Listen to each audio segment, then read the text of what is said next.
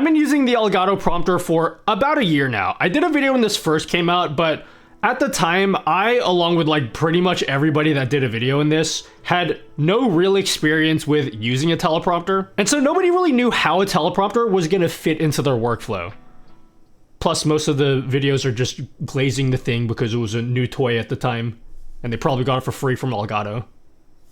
I'm talking about me, that's me. But I've been using the Elgato prompter for every single video that I've made since I got it, and I think it's safe to say that this thing is not a gimmick. I'm actually struggling to make this video right now because I normally use the Elgato prompter, but it's sitting here, so I'm obviously not using it right now. This has massively streamlined my workflow every single time I sit down to record a new video, and I wanted to show you how I use it because I don't think people realize just how powerful this teleprompter is. There's gonna be some things in this video that I guarantee you have not seen in any other video about the prompter, and I know that because I specifically built a tool for the prompter that only I have, because I made it. So unless someone broke into my computer and has my widget, they've never seen this before. So first, how does a teleprompter help me? Because I know you're probably thinking, oh, that's easy. You just put your script on it and then you read it. No, okay, that's no. So the way this teleprompter works is it just works like a second monitor. You connect it to your PC via USB, and then your PC instantly recognizes it as a second display. And you don't need any power, it's just powered through USB only. And so because it's just a second display, you can put literally anything you want here. Something that I found really useful for me is I actually project my camera onto the teleprompter, so that way I can still see myself while maintaining eye contact with the camera as I record. A teleprompter is basically a one-way mirror. You could probably see my hand behind the screen here. So that allows me to check if I'm still sitting in frame, check if everything's in focus, but to you guys, it still looks like I'm looking into the camera because I literally am looking into the camera. You can do that really easily in OBS by just right-clicking your camera and doing a full screen projection onto the prompter. Now, one of the things you'll notice about my YouTube videos is I actually edit in 2:1 aspect ratio, so I have black bars top and bottom, but I still record my YouTube videos in 16:9. And so what that means is there's a sliver of video at the top and at the bottom that gets cut off when I edit the video. But when I'm recording the video, I don't actually see where those dead spots are. So sometimes I'm sitting and I look like I'm in frame, but then when I edit the video, my top of my forehead is getting cut off. So what I did was I actually made these frames which show me where those dead spots are, and I threw them into OBS, and they just block off the areas that I know are gonna get cut off in the edit. And I also added a rule of thirds, which helps me stay centered in the frame. I did a similar thing for TikTok and YouTube Shorts. Sometimes I record YouTube Shorts in OBS and I'm looking into the prompter and there are parts that are going to be cut off when I turn it into vertical format and I can't see where those parts are. So I made some PNG files and threw that into OBS that show me only the area that's going to be included in the edit. It also shows me where all the buttons and the overlays are going to be, so when I hold stuff up to the camera, I can make sure that it's not going to be hidden by those buttons. So just being able to see myself while I'm recording is already a huge advantage of the prompter. Okay, cool. You can see yourself in the camera. That's awesome. What else can it do? I want to show you guys what my actual recording setup looks like, but before that, it's important that you guys understand how my YouTube videos are recorded because the way that I do them, I think, is a little bit unconventional. I'm fairly certain the way most YouTubers do it is they record directly onto the SD card of their camera or directly into OBS as one giant take with all of the mistakes left in, and then later on they edit out all those mistakes in post. That ain't the way that I do things at all. My main camera is the Sony ZV-E10, which I have hooked into my computer with a capture card so I can see it in OBS. And instead of doing one giant recording, I sit there with my script in front of me and I hit the recording button in OBS, read out 2 or 3 sentences, and then I hit the stop recording button. If the clip was good, cool, I keep it. But if the clip was bad and I made a mistake, then I delete that whole segment and re-record it again. So after the recording session, instead of having to edit out all my mistakes and sit there cringing myself because I can't get through one paragraph without stuttering and stammering, I just end up with 40 to 50 good takes that I know are gonna make the edit. Now, one of the things I hate about my workflow is I hate having to look over at OBS, hit the start recording button, check to see if OBS is recording, and then look up at the camera. Wouldn't it be so nice if I could just look into the prompter and the prompter tells me that OBS is recording? So I built a widget which simply draws a red outline around the prompter to signify that OBS is recording. So I just have a Stream Deck next to me and I hit the recording button on the Stream Deck and I don't have to look over at OBS anymore. If I can see the red ring around the prompter, I know for sure that it's recording. Not gonna lie, I was pretty proud of this idea, but I thought, why stop there? Why don't we just like add more information to the prompter? Like, how many times have you hit the recording button in OBS and then you stop the recording only to realize your mic was muted the whole time?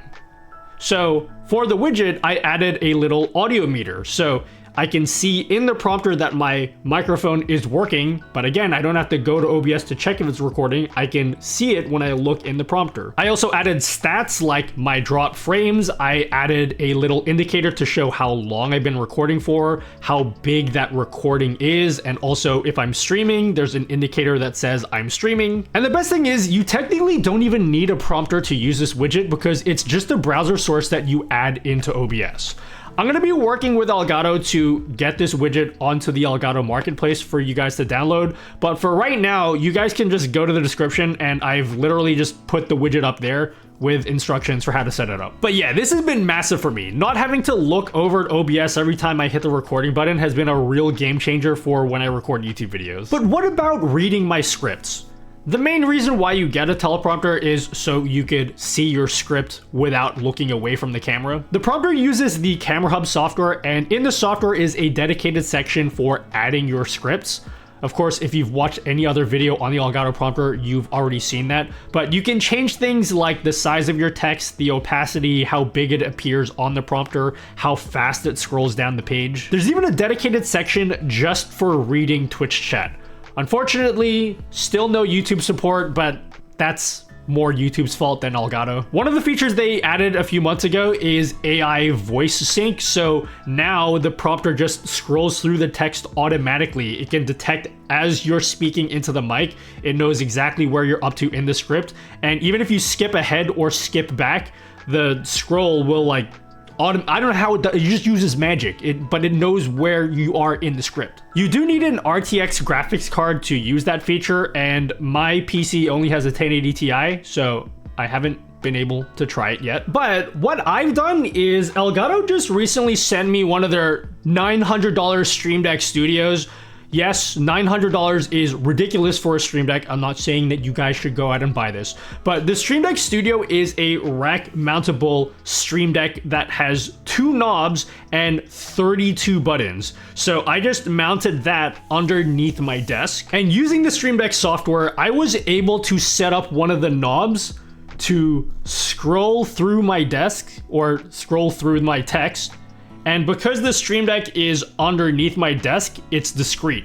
So you can barely tell that I'm scrolling it when I'm just sitting here and looking at the camera. Like you can't even see that I'm scrolling it. Here, you can see a better look. You can see this is my script, and then I can turn the dial. You see how it scrolls through the text? Just like that. I also set up this button here as a record button, so I don't have to use my mouse to scroll over to OBS and hit the record button. I can discreetly just put my hand underneath my desk, hit that record button, and then it just starts recording. But here's where it gets really cool. I'm gonna switch over to my phone camera so you can get a better look at this. So this is my point of view whenever I'm recording a YouTube video. So I have the Elgato prompter here, and underneath my desk, I have the Stream Deck Studio. So what I would do is I would hit the recording button and I see the red ring in the prompter, so I know that it's recording. And then I could go and say my line. Yeah, guys, isn't Streamlabs really bad? And then I reach underneath my desk, hit the stop recording button. That recording ring will go away. And then let's just say I wanted to open up the file that I just recorded. Rather than having to reach over with my mouse and double click in this file here, what I do is I just reach under my desk and I have 3 buttons. And one of them says delete, another one says keep, and the other one says open. If I click open, it will open up the file that I just recorded. I see the red ring in the prompter, so I know that it's recording. And I can check if the recording is good, and then I can close that. And if I want to delete that file, I can reach under my desk and hit the delete button. So watch, if I hit delete on the Stream Deck, it automatically goes away. But if I want to record a good take, hey guys, this is like a good take, yeah? And then I hit the stop recording button there. And then let's just say I know that that was a good take. I can check it again, so we'll hit the open button. Hey guys, this is like a good take, yeah? Okay, so if I know that's a good take, then I can reach over and hit this button that says keep. And notice, see this file here, when I press keep,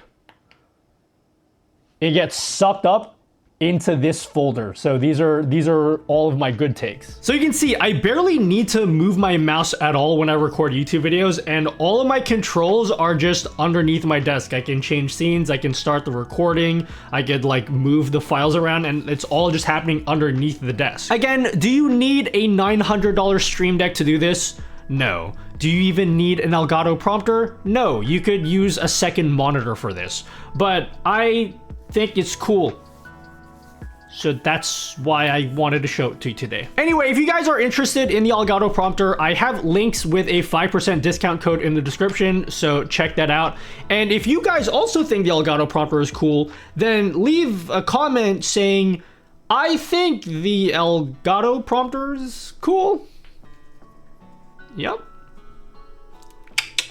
I'll see you guys next time. I will, yep, okay, see ya.